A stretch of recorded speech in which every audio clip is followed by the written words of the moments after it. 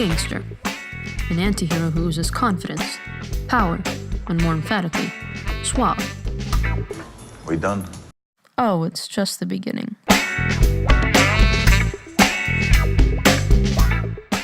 Hollywood has constructed a cinematic figure so profound, so recognizable to the American audience, that his significance supersedes the effects of his crimes.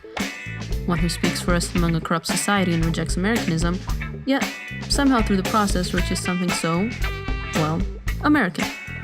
Even to this day, many associate the gangster figure with an Italian American. Once the subject of discrimination and hatred, I don't like your kind of people.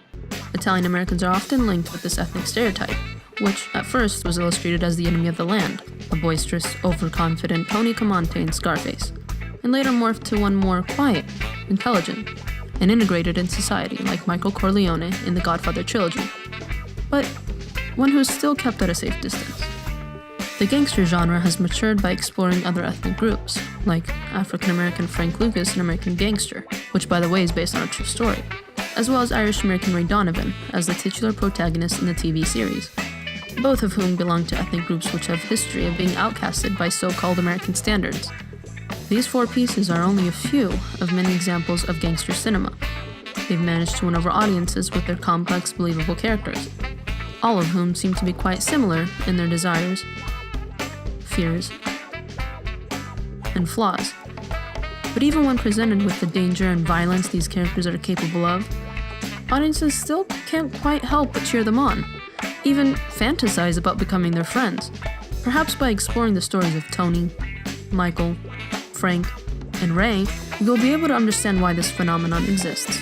You got me all figured out, eh? The end goal for a storyteller is to make the audience care. With an anti-hero like the gangster, one who kills, cheats, traffics drugs, a filmmaker must find a way to ground this character through all the extravagances of their life and boil their essence down to something relatable for the viewer. Or at least show the character's soft side, because sympathetic doesn't necessarily mean likable. Fair enough. How does the gangster get to where he is? He may have been reluctant at first to become who he is now. That's my family, Kay. It's not me. However, a father figure at the head of an organization dies and leaves him no choice but to take over. Or he's lived a life of poverty, only to become enamored by luxury and finds an opportunity to pursue it. Often, it is the circumstances of the path he chooses that holds him by the foot. Danger creeps from behind and he falls in deeper. And just when I thought I was out, they pulled me back in. His ego gets the best of him. A growing organization becomes exposed. The family's safety is at stake.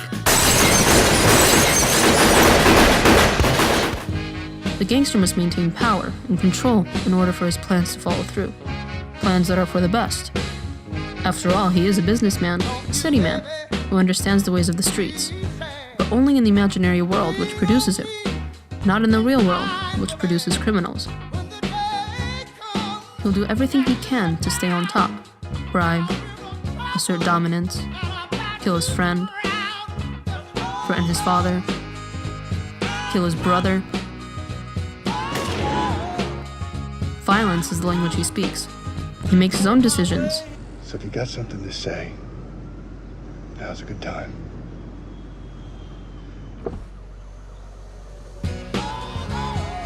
And comes back for revenge when spoken down to. Oh, and when the cops, the epitome of a corrupt system that has wronged the citizens of America, wronged the people of their ethnic group, when they get in the way, Hey, Frank. well, aside from making the gangster look cool while enacting violence, the storyteller will find a way to humanize him, give him a moral compass, despite the immoral environment he lives in. This will make him seem more like a victim of a cruel world, rather than an inherently cruel individual. The antagonists he faces are the true evil ones, destroying anything pure and innocent. And in turn, the gangster is there to punish them. Look at me! We are given a glance at his past and understand why he does what he does. He killed that man for a justifiable reason, we say.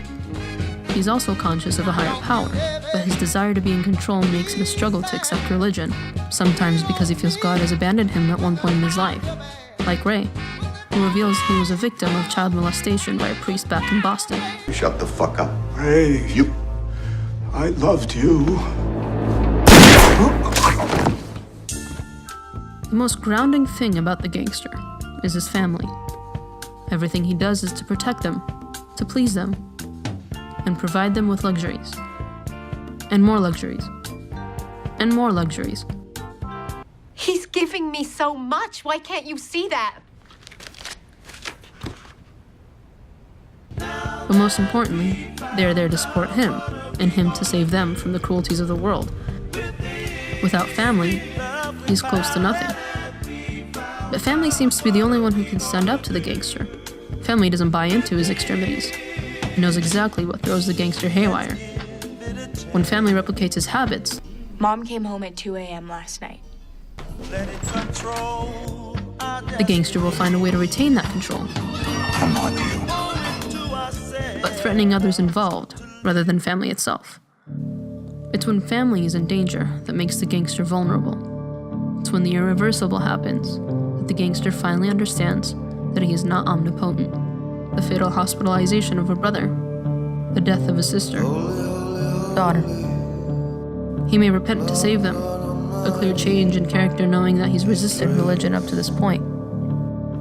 His layers are stripped of him. He is now human. And when the gangster sees a figure who once represented power, control, and respect, now put in the deathbed by the cruel world itself, the gangster's fear of dying alone, his ultimate fate if he continues this lifestyle, becomes a reality.